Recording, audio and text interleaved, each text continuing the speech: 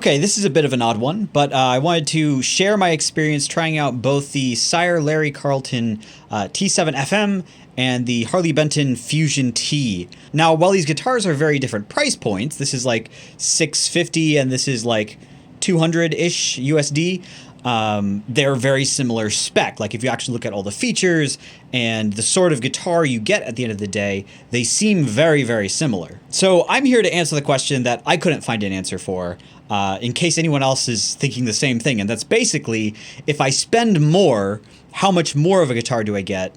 Or if I decide to save money, what do I lose out on, essentially? So this isn't really a spec for spec comparison between these two guitars so much as it's like, when you get to hold them, when you get to play them, what is the experience like? So hopefully that's enough context for us to go ahead and get started here and just dive into the comparison. So the first thing I want to talk about actually starts at the headstock. If you look at these two guitars, you'll notice one significant difference at the headstock, and that's this has no string trees, and this one does have string trees. I'm not going to try and argue whether or not a guitar sounds better with or without string trees, but what I will say is string trees mask problems with a poorly cut nut. So on the thinner strings, you're more likely to have issues with buzzing above the nut, and you could solve this by adding string trees. So Harley Benton has opted to add string trees just to make the manufacturing process easier so they don't have to like perfect the cut of the nut, and they could instead just install string trees and then do a decent job with the nut and then just kind of move on to the rest of the guitar to minimize cost. The Sire, on the other hand, does not have string trees, so they have to make sure that they cut the nut perfectly,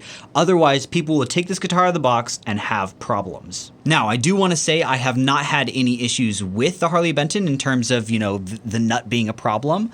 I've had this problem on a lot of guitars, so I'm very familiar with it, but the nut on the Harley Benton is cut well enough so that with the string trees, it's actually fine. So once again, this doesn't really cause any significant difference in like tone or playability or whatever. I mostly just wanted to highlight that because as we get to the rest of the guitar, you kind of see the same story play out many times. Moving down to the next, the first significant difference that we get between these two guitars is this is a glossy finish on the fretboard, and this one is, one might call it a matte finish, but it's more like it's unfinished. It's almost like they just, you know, cut the piece of wood, sanded it to the right radius, and then did a sanding finish to it, and they didn't really apply anything to it.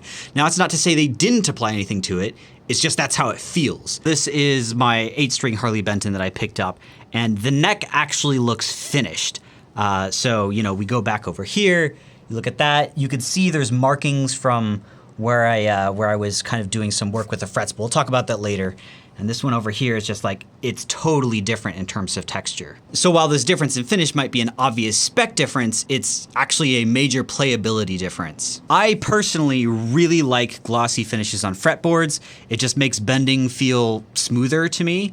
And I prefer it that way. So for that reason, I really like the finish on this neck. Whether or not you feel the same way is just entirely up to you, but it is worth highlighting because it drastically changes the feel of playing on the fretboard. If you've ever played a Fender with a glossy fretboard, you know exactly what I'm talking about. The next major difference I want to highlight is how the edge of the fretboard is rolled on the Sire. It's not the easiest thing to show on camera, but there's a pretty major roll happening on the edge of the fretboard.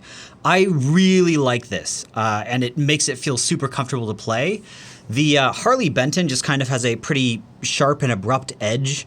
You know, once again, not the easiest thing to show on camera, but it makes these two guitars feel very different in the hand. This one almost feels like it's, you know, a rounded surface, and this one just feels like it's a neck that immediately like cuts off to the fretboard.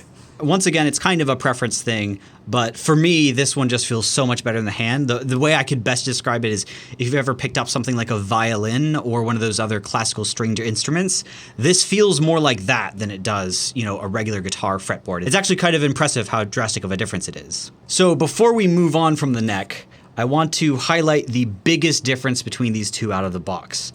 The frets were absolutely terrible on the Harley Benton. Now, if I show you right now, there's actually not much scratching happening because I spent many hours trying to refinish these frets.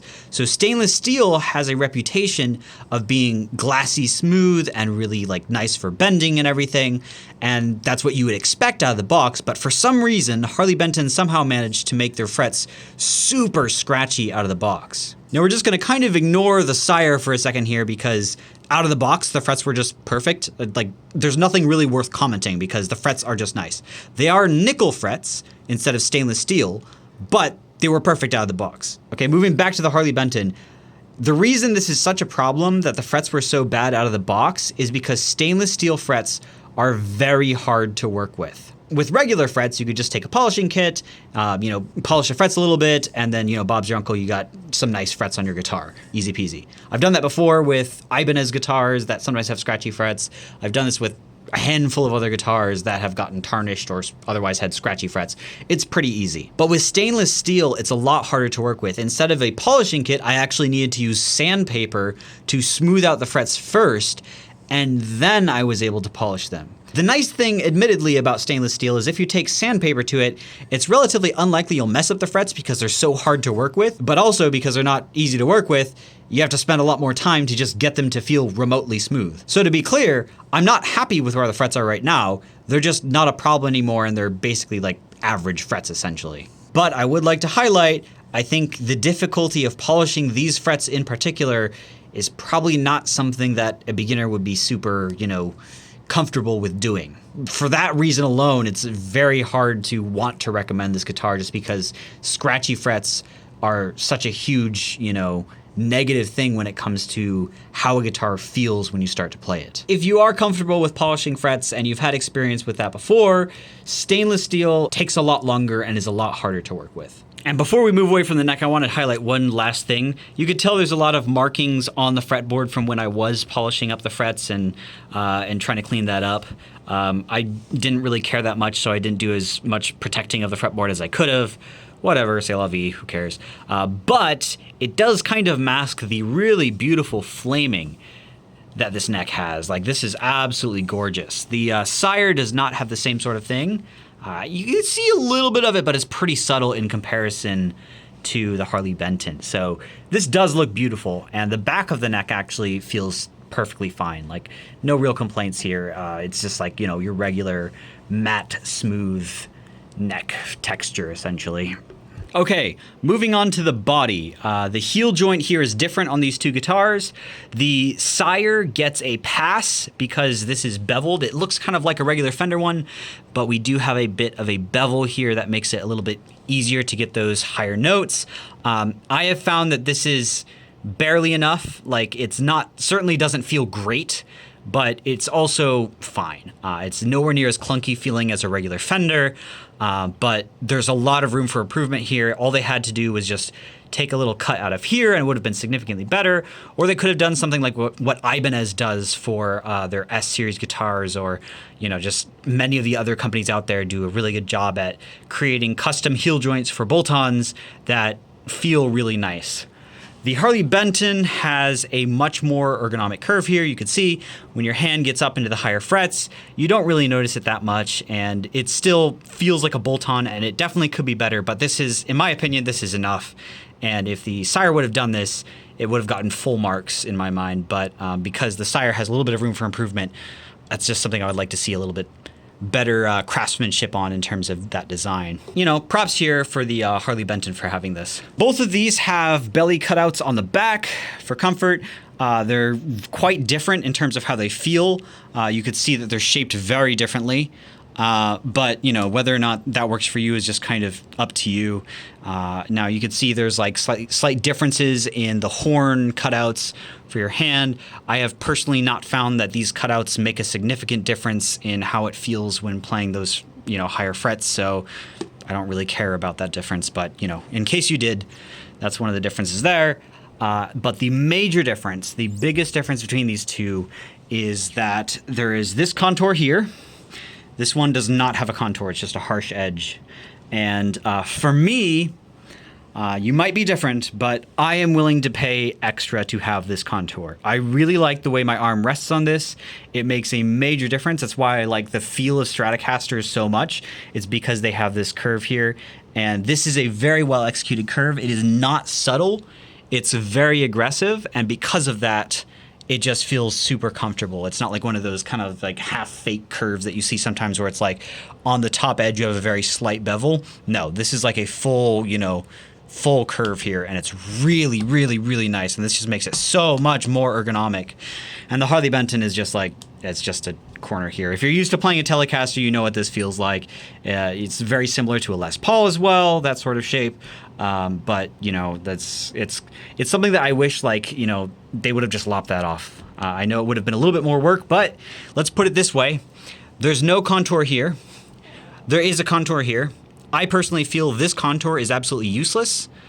Some people may disagree, but I would have much rather, instead of doing this contour here, they just did it right here. It'd probably make the guitar more expensive because it'd be harder to manufacture. So I understand where they're coming from, but you know, just something worth pointing out. To me, this is a major difference between these two guitars and how they feel. And you know, between the neck feeling really nice and having this additional, you know, contour here, goodness gracious, it feels so nice to play. The pickups are both direct mounted on this, but I want to highlight, like right here, you could see that this one is not wobbly. And if we angle here, it's not easiest to see, but like the pickup is flat essentially. Whereas if we go over here, you could see the pickup is kind of angled. I'm not sure if it's super easy to see that, but the bigger problem is it's kind of wiggly. And it doesn't really stay where I want it to stay. This one's even worse. Like you can see, it's very wiggly. It moves a lot and doesn't stay flat how I want it to stay. So I'm gonna have to like jam something in there to get to be where I want. Looking at the Sire, once again, I can't move this. I'm applying the same amount of force and it's hardly wiggling at all. So I don't know who decided that direct mounted pickups are cooler and better. I personally do not like direct mounted pickups. I'd much rather pick up rings, but this guitar does a significantly better job at direct mounted pickups than this one. In fact, this screw right here was angled wrong and in the wrong spot. So when I went to swap out this pickup, you can see that these are not the stock pickups. I'll talk about that in a second. I had to re-drill a different hole because, you know, it was just angled weirdly. The screw was like going diagonal and off to the side. And it just kind of highlights the problems here with doing a loose job of direct mounted pickups. And yes, in case you're wondering, this is not, you know, an artifact of me replacing the pickups. This is how they were originally, and it's something that I wrote down when I was first, you know, trying out these guitars and setting them up and, you know, adjusting pickup height and stuff. And one final comment that's just aesthetics, but I kind of have to bring it up, is goodness gracious, the tops on Sire guitars are absolutely beautiful. And, you know, like this guitar, this Harley Benton pales in comparison. Obviously, you're paying a lot more, so they can afford to put some money in aesthetics. But the nice thing is you could buy these through Sweetwater, which means that when you do, you get to actually pick the exact one you want. So I saw this one in the gallery and I was like, oh my gosh, this is an absolutely beautiful top. Now is the right time to buy a Sire. With Harley Benton, obviously, that's just not available, but, you know, just wanted to highlight that because, like, it makes it a lot more personal getting to pick out exactly the design that you want. And it doesn't really matter for a lot of guitars that just have, like, solid color paints on them, but for guitars that have flaming, it makes a huge difference for picking the sort of texture that you like. Some of the other models had very, like, small, thin, very straight grooves. So I really liked how wavy and deep this looked. Very cool. And, you know, shout out to Sweetwater for actually, you know, taking pictures of these and offering you to actually pick the exact one you want. Okay, now on to electronics. So these two guitars tonally are polar opposites. This guitar is like very bright humbuckers. It's kind of fascinating actually because they're some of the brightest humbuckers I've ever heard, and they almost sound like Telecaster pickups because of how bright they are. It's really cool. Love the pickups. This one, the Harley Benton, is muddy as hell. I have some samples, just kind of showcase comparing it to a handful of other humbuckers. These are by far the muddiest pickups I have ever heard, and I replaced them with Epiphone ProBucker pickups. And there's also a comparison of that, what they sound like in this body, so you could hear the difference that makes. But very different between the two. If you got this guitar as your first and only guitar, you would have a different perception of what an electric guitar sounds like because these pickups are so dark and muddy. They basically lack any amount of high frequency clarity. So even if you tried to boost it, like there's nothing there to boost. Whereas, you know, a lot of other guitars, even if it's rolled off a little bit, sometimes you could boost it and get it back. You just can't with these. I've tried it. Once again, listen to the demo, you'll hear. The other significant difference in electronics is this is a 5-way switch. and it does not have push-pull. This is a three-way switch, and it does have push-pull. Unfortunately, there's some misinformation about this guitar and what options are available on the pickup selector, but it is essentially humbucker, both humbuckers, humbucker, and then you could get the split neck or both split, which means that you lose a split bridge. And no, if you read the site, it is actually not inner split and outer split. That is not the two modes. You have a split neck and both of them split as your modes. So what that means is with the Harley Benton, you have basically the same thing. You can do, you know, humbucker, humbucker, or both. And then you could also do single, single, single. So that means you add the bridge single coil. So essentially the only real difference is you have one extra voice on this one, and it is a bridge single coil. Now for me, that's not that appealing, because if I ever want a bridge single coil sound, I will not be picking up this guitar. And that's mostly because in cases where you need versatility, you don't really often want to be reaching for a bridge single coil. It's just like, it's something that you prefer to get more often when you're crafting a particular studio sound, in a sense. So like if you want a bridge single coil, it's because you're looking for either that Telecaster tone or that Stratocaster tone, and you're better off just using like a Telecaster or Stratocaster style of guitar that'll get you close to that tone. Most of the time, if you just need a bridge sound, a humbucker is enough. So that's kind of like an opinion thing. Like I know that other people might not feel the same way, but for me, my point is I don't really care that I'm losing a bridge single coil, because that's not really a sound that I'm hoping for when I pick up a guitar like this. The bigger deal in my mind is the sacrifice that you make is you now have a three-way switch here and a push-pull here. This is a mini potentiometer with a push-pull, and this is a full-size potentiometer. Now, I'm not a snob about whether or not mini is better or full-size is better, but what it means is they feel completely different. So this is like kind of smooth and heavy feeling. This is like super light and a little scratchy feeling. So that to me is the bigger annoyance, like, you know, not thinking about tonal options and whatever. I much prefer just having a 5-way selector here and two knobs that feel the same, as opposed to having one more extra sound, having a 3-way selector here, and now having two completely different feeling knobs. Whether or not that bugs you is entirely up to you, but from a like consistency perspective, this guitar, the electronics feel a lot more consistent when you use them. Once again, just trying to bring the feel into this equation when you understand the spec differences. Other than that, from a hardware perspective, these guitars are effectively equivalent. You know, the bridges are both really nice on these. The tuners are both really nice. The knobs that are being used feel basically the same.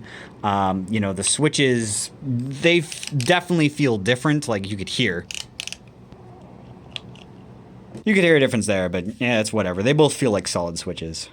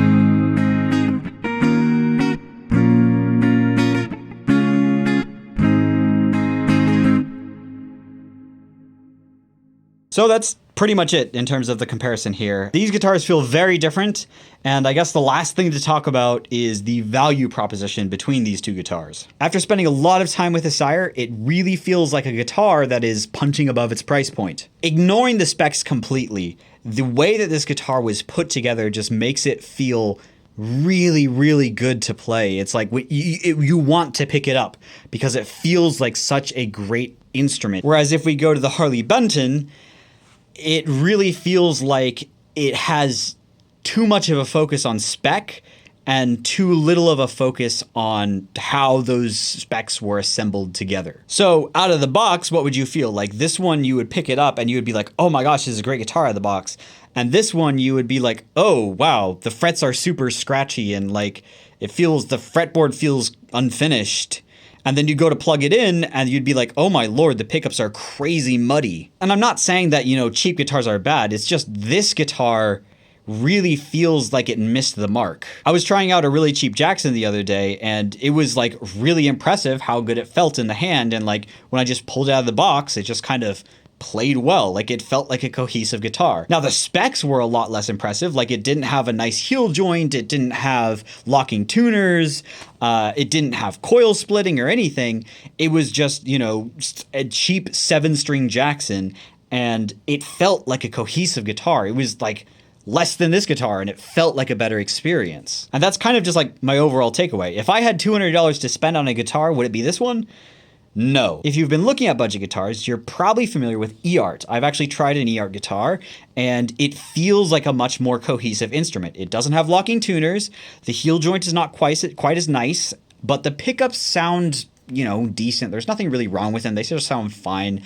And more importantly, the frets are actually nice out of the box. Actually, the frets on those are really nice.